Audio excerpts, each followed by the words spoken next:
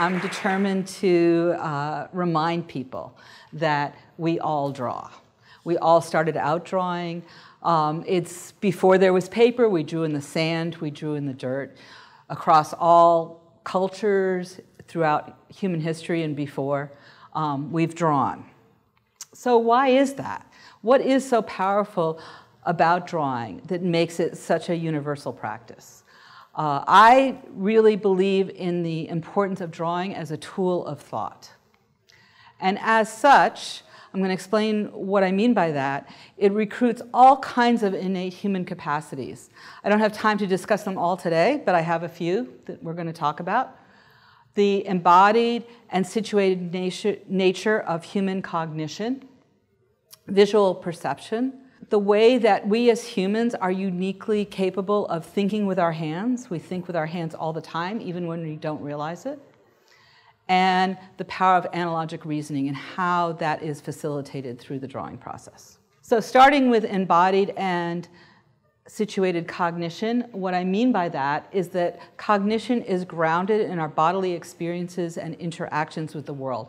Everything that we know comes through our bodies. Even the most abstract concepts have a physical analog, balancing the scales of justice, for example. How do we get this information? There's modes of perception. We're all familiar when we think about perception, we think about the five senses.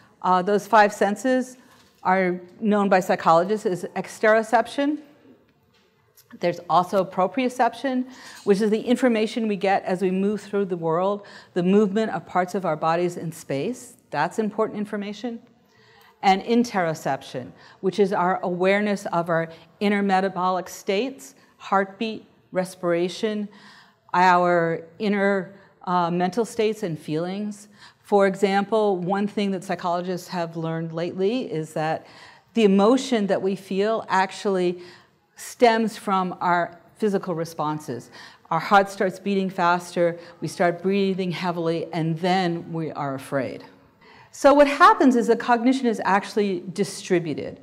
We really are not aware of as much as we think we are at any given moment. We're moving through the world, we're getting these little bits and pieces of information, and cognition is actually distributed between the mind, the body, and the world.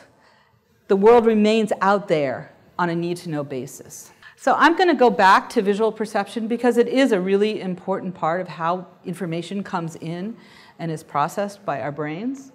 That's my daughter at 18 months. And something you learn as a mother about infant development, you can't really learn from books. One thing that was really surprised me about my own children is how drawing was such a natural and automatic thing that they did. They didn't need to be taught. And again, when you don't have paper and pencil, you use a stick in the sand. Here she's dealing with the problem of how do you make a line that ends where it begins. So it's a circle, right? She managed to figure out at 18 months how to draw a circle. And then what do you do with a circle? You can fill it in. You can take a bite out of it. And then you see something. Maybe you see something familiar that jogs a previous memory. Many people see Pac-Man when they look at this. I also hear sometimes they say pie, sometimes they say pizza. That's what they see. You move the pieces around a little bit, you reconfigure it, reimagine it. What do you see? Triangle. Thank you very much. Most people see a triangle. Where's the triangle? There's no triangle there. But our brain is putting it together.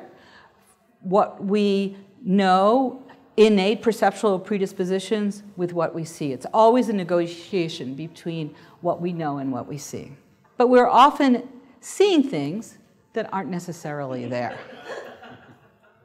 Right? Happens all the time. When you think about it, it's better to imagine that there's a saber-toothed tiger in the bushes than to ignore that feeling that you might have. So let's go back to the triangle. Again, we can move things around, we can reconfigure them, change them, add to them. This is what's going on. There's always this conversation between what's coming top down, what we're aware of, and what's floating up from underneath, from all these different sources of perception. It's this prior knowledge that's interacting with what's happening right now in the moment. So the information goes from our retinas to the back of our brain. That's the visual cortex right here, but it doesn't end there. It's processed in a very complicated way. So we know that it's not like there's some little guy back there who's figuring it all out for us. So what percentage of the brain do you think is devoted to visual perception and mental imagery? 12. Many people, it's very interesting when I talk to crowds of artists, they'll say 90%. And when I talk to everyone else, they'll say, well, maybe 5%. So it turns out that 40% is probably a pretty conservative estimate. It depends on how you define it. It could be, when you're talking about spatial reasoning, it's actually a lot more than that. It sort of fans out, the activity fans out in two main directions. One is about the wear stream. This was an evolutionarily older process. You see this in a lot of mammals. The same pathway, which is about just navigating around the world, understanding where things are located, how to move through space. And then the ventral stream is actually more specific to higher primates and humans, and it's about object processing, noting the specific features, textures, colors of important, significant objects in the environment. Facial processing happens in that area of the brain. Thinking with our hands. Again, this is something which is uniquely human, right? This bipedal motion. We have these amazing hands that move in much more complicated ways than even our closest relatives. And we also have these shoulders, which allow for an incredible range and variety of kinds of movement. We pay a high price for that, right? Many of us have experienced back pain and shoulder injuries because of that. Our shoulders are only attached right here to the rest of our skeleton, and it allows for an incredible amount of freedom, but also difficulties. But it's been so valuable to us as a species to have these hands, have the ability to think with our hands and think with our arms and think with the gestures that we make. We've seen that in a lot of the speakers today, how they communicate through gesture. And in fact, evolutionary biologists believe that language emerged from gesture. Gesture comes first, and then words. So this is a very new member of my family, and she's very far from saying her first words, but she already communicates very clearly with gesture. This was taken last week, and I hadn't seen her for a while, and it really had a huge impact on me emotionally. When she saw me, she opened her arms to greet me, and we both knew what I needed to pick her up, of course, immediately. So gesture, Susan Golden Meadow is a cognitive psychologist who's really been a pioneer in gesture studies, and this is based on Piaget's conservation of volume task. What she found is that a child that goes, the water in this tall glass is more and in the short glass is less, there's a match between what he's doing with his gesture and what he's doing with the hands. But the girl is saying, well, the tall glass has more, but the short glass has less. There's a mismatch. She's measuring the width of the glass. And she's hesitating maybe a little in her speech. And that means that she's actually ready to go on to the next level of understanding. Dr. Golden Meadow found this, and there's now a really robust area of research that shows that both children and adults, when there's this kind of mismatch between what they're saying and what they're doing, that what they're doing is more advanced than what they're actually able to articulate. So drawing is able to capture this. Nicolaides is someone who really understood the power of gesture drawing, really popularized it, and what he noticed was that the gesture is a feeling which reaches out and guides students to knowledge. So that his drawing students were able to capture something on the paper that they didn't even understand themselves. So psychologists now understand that motor actions are now viewed as both a facilitator and beneficiary of psychological functions. So we learn by doing. David Rosen is an art historian who studied Leonardo's, who made some amazing drawings of phenomena in the natural world that had never been visualized before. So this is the very first visualization of turbulence. And Rosen talks about it was Leonardo seeing pen. It was through the motion of his hand, as it followed the motion of the water, that enabled him to understand what he was experiencing. So making that analogy between the movement and the phenomenon. Analogic reasoning is a really powerful feature of human cognition that can be accessed through drawing. And David Rosen talks about the magic that to make a mark or trace a single line upon a surface immediately transforms that surface. The graphic imposition turns the actual flatness of the ground into virtual space, turns the material reality into the fiction of the imagination. So one of my go-to experts, maybe before Leonardo, is Harold. And Harold really understands the magic of drawing, right?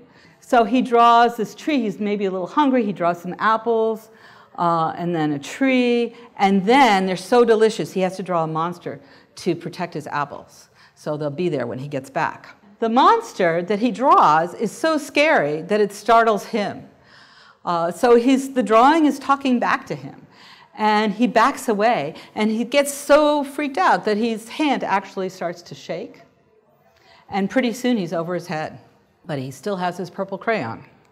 So he's able to respond to the changing situation and come up thinking fast. And in no time, he had drawn himself a boat. He had solved his problem, quickly setting sail, and the moon sailed along with him.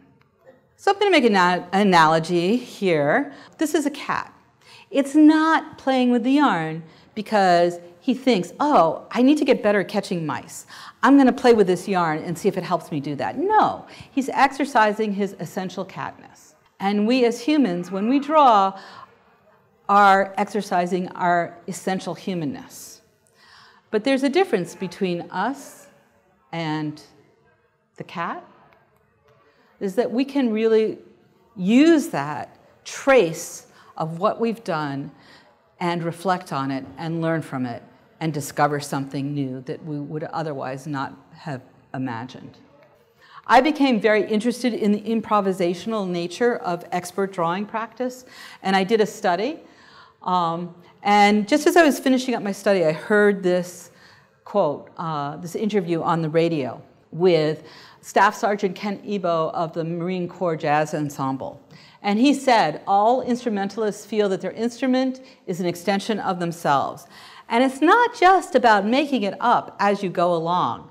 It's about being creative within and around a known set of boundaries for which you've prepared a great deal. So there's this drawing in and out. There's this engagement with the present moment, drawing it in, and then there's drawing out all that prior experience.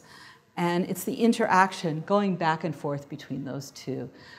So these are the artists that I looked at. Jane Fine works with comic books. William Holton works with biological processes. Winnie Huang, Michael Moore, Margaret Neal, who does site-specific work, responding in the moment to what's happening in a particular space. All these artists were artists that had drawing as a center of their practice. They were all over 40. That was something that was important to me in my study. They had been really devoted to this for many, many years. But what I found from a video analysis of watching these artists drawing and having them narrate their process is there was a lot that they had in common. There was this experience of beginning. They had a beginning strategy. They knew how to get the fire started. And once it got started, it had a kind of momentum of its own. They could stand back a little bit and let it happen, okay? And they were very conscious about that. So there was this, the engine of that was this back and forth feedback between looking at the specific details and working towards overall coherence. So it's about alternating between the whole and the parts. And this relates back to what I was talking about at the beginning of my talk, the what and where pathways. So they very consciously alternated between thinking about moving through the space, through the page, and really paying a lot of attention at specific details. Not getting lost in the details, pulling back, and then re-engaging. And this is the kind of thing they said. When that fire started going, they would say the drawing seems to take over. It's like you're surfing. I get myself in a situation, and then I have to work myself out of it. You were driven by the drawing. It's not just you. Okay? It's telling me some stuff. I'm telling it some stuff. These are some of the things that artists would say to describe what this is like. And again, it's this top-down, bottom-out conversation. Our minds and our bodies and human cognition has multiple sources, multiple circuits, as we heard today, and it's how all of these are orchestrated, working together to create a sense of connection. So I'm going back to Sharon Rosenzweig, talking about the theme of resurgence. She and her husband created a comic book based on the Old Testament, and in the course of working on this book, they found that God was a woman. Who knew? How did this happen? Originally, she sort of imagined God as being like her jerky older brother, who was kind of a bully, because, face it, when you think about the God of the Old Testament, he really was quite a bully. But as she kept working on her drawings, things started to happen that she wasn't planning. And she would keep insisting it was her brother, and people would tell her, hey, Sharon, he's looking pretty curvy, not looking so much like your brother anymore. And finally, she had to admit it. And the whole book became a flirtation between God as a woman and Moses. Here's one of the panels from the final comic book. And you can see there was this kind of a romantic comedy that kind of emerged from the Old Testament, from their version of the Old Testament, which was not at all what had planned, but which had emerged through the process of drawing. And what drawing allows us to do is be able to make a mark, to make a drawing, tear it up, do it again, and create, destroy, create, destroy. And that is the magic. It allows us to do things that we would never be able to do in real life, and in that way come up with solutions we could never have imagined. That's what it means to think through drawing. And I hope we all go and do it and practice it. Thank you very much.